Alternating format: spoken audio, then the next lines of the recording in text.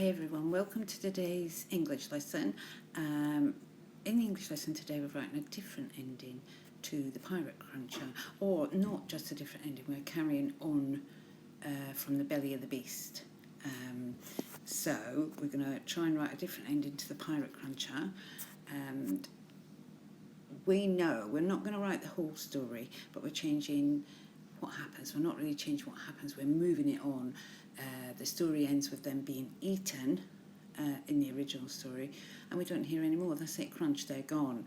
And the only people to escape are the fiddler monkey and the parrot. They escape in a rowing boat, and we can see here the cruncher swallowed them whole basically. And then we thought, well, hang on a minute, what if we look at the fact that they're in the belly of the beast now, so they're been eaten whole, they're still alive, and we did some joining sentences with those types of things in them on Tuesday. So what happens next? So we're in the belly of the monster, so what happens next? Is it dark in there? How do they manage to see? Can they see anything else? What does it smell like? Are they scared? Do they find the treasure? And how did they get out? So we're going to draw a spidergram and think of things that could happen to the captain and the crew. And it's up to you how you take this story, really. So I've got a spidergram up there, and I'm just going to use a pen. We know that a spidergram, we can do that. And we've got belly of the beast. And this is inside the belly of the beast. So they wake up, we know that we did some joining sentences with Captain Purplebeard. So it was Captain Purplebeard jumped quickly onto his feet, while the crew were mourning and groaning. So we know that he's jumped up to his feet, but it's going to be dark in there. What's it going to smell like? So we can do some things to think of. So what does it smell like? So smell like. You can write lots of sentences, but sometimes you need to give people an image in their head. I won't know, and the reader won't know, what it's like in the belly of the beast, what it smells like. You have got to tell them. And we did this with the twits. So we had rancid, pungent, we had stench. Okay, so we could have smells like. So you're going along, so you've got to think, well, how am I going to take this story? What happens? So how do they get some light? So how do they get light? It's dark in there.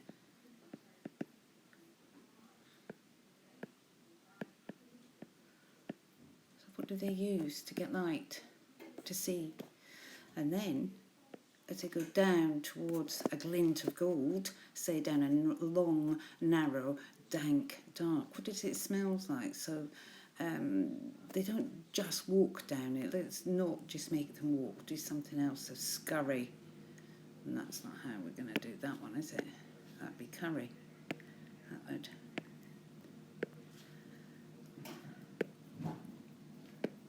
Okay. So scurry. They could have what? Trudge. And down the long, dank, narrow. It looked like a tunnel in there, but what's in there? Gosh, you're inside the beast. It's not going to smell very nice. You're going to go past all its entrails, its intestines and things like that. They've got to light a fire of some sort to see where they're going, so think about that. So how do they feel? So how do they feel? Well, they're feeling frightened, feeling fear and dread. Remember that pirate language? Fear and dread. Remember the pirate language from the book?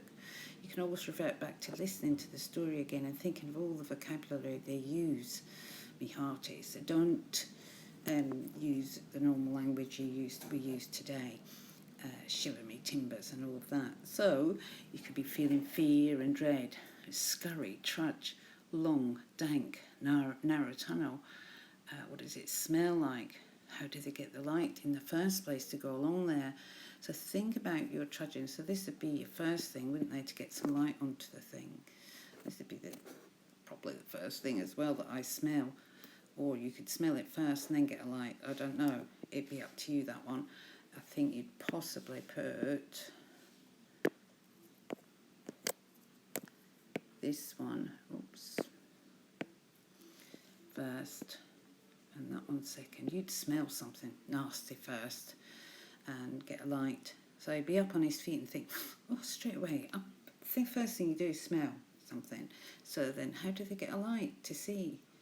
How are the crew feeling? They're fearing fear and dread. They're inside a monster. So at the end of the day, they're not going to be happy about it. So they see a tunnel, kind of tunnel thing, a narrow, long, dark, narrow tunnel. Scurry. There's another word we could use. What we used in Mr. Twit's beard, actually, weave. So they weave their way around a tunnel. They scurry. They trudge. They're not just going to walk. They're going to be having their hands all over the side. It's not going to be pleasant at all. So do they get the treasure? Think about the treasure. Do they grab the treasure? What are they going to do with the treasure inside a monster? So they have to, if they're going to try take the treasure, they're going to have to try and get out, or they're going to die in there. So we can look at how did they get out? So how could they get out of a monster? This is what you've got to think to yourself. You know, if you've lit a fire, if it gets really, really hot in there, it would give the monster probably heartburn or something. He could sneeze and they could shoot out of his mouth. He may have a blowhole on the top where they could fire out the top of it. Who knows? It's up to you how you manage to get out of the beast, if you want to get out of the beast, and if that's how you think your ending's going to go. But just look and think of this. So how do they get out?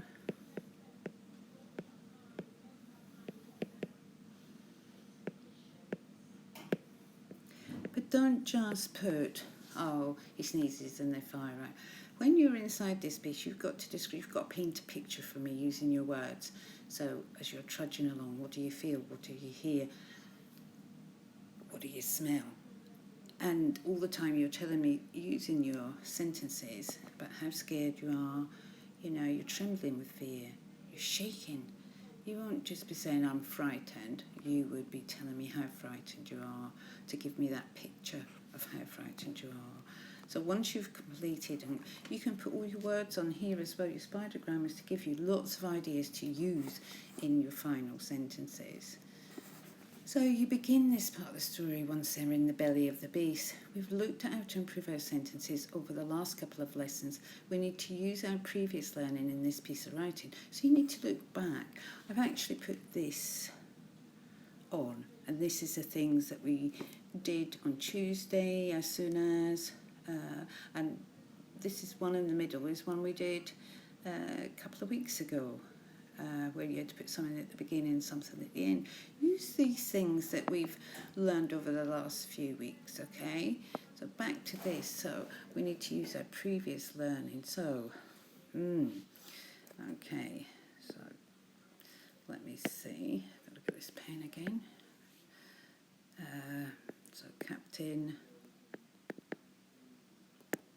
Purple Beard. I could spell it right.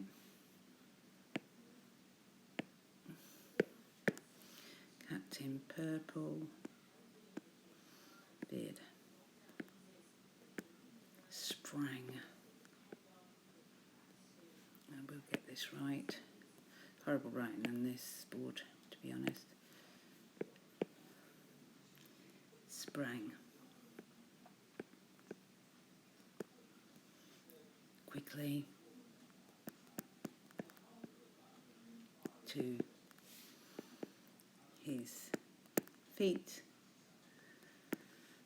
while his crew lay moaning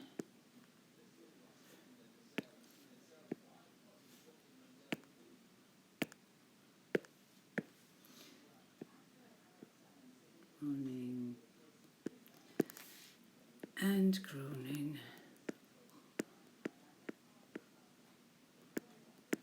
Captain Papa Bear sprang quickly, see, I've missed that, to his feet, while his crew lay moaning and groaning. Okay, so you don't have to have long sentences all the time. You don't have to have two sentences joined in all the time. You can have effect with short sentences. It was pitch black. So that's quite, it was pitch black. Just a short sentence, sometimes really good. You can't have loads of short sentences though. And try and avoid using and then too much. And then, and then, and then. You've got loads of vocabulary now. Use them. So it's pitch black. And then you can put a longer sentence after that. The rancid smell filled their nostrils, or something like that. I'm not going to do it because I want you to do it. So the rancid smell filled their nostrils. What did it smell of? So this is over to you really now. I want you to try and remember. Take it easy. I'm going to give you till Monday to finish this because I don't want you to rush it. I would like you to take your time with the ending. It shouldn't be more than one, at the most 2 paragraphs to finish this. So it's just a different ending. We've carried this story on kind of in a way. So think of your ending and think about the fiddler. Does the fiddler get away to be able to entice more pirates to their monstrous fate? Do they? I don't know if I'd like the fiddler getting away with that. You see, he's still attached to the monster string, so he's going to go out and do the same to another set of pirates. Perhaps you think that's what they deserve. It's up to you. It's your story ending. Things to remember: capital letters and full stops must. Proper sentences. So fronted adverbials just then, after that, before long. Combine, join 2 sentences together using joining words as soon as, while, because, so, etc. Avoid overuse of and then. So don't keep using and then. So exciting verbs: trudged, spied, bellowed, flinched, etc. I've posted a sheet. I've got a sheet on here with some of the joining words for you to choose from, as we did on Tuesday. So we can have a look at those. And there they are. And I will post that separately for you. So over to you, me hearties. And take your time with this. Keep rereading. It's the thing to do. Is keep rereading for errors. Because all the time we all make errors. And we have to just quickly glance back and reread to amend them. So good luck. Speak to you soon. Bye.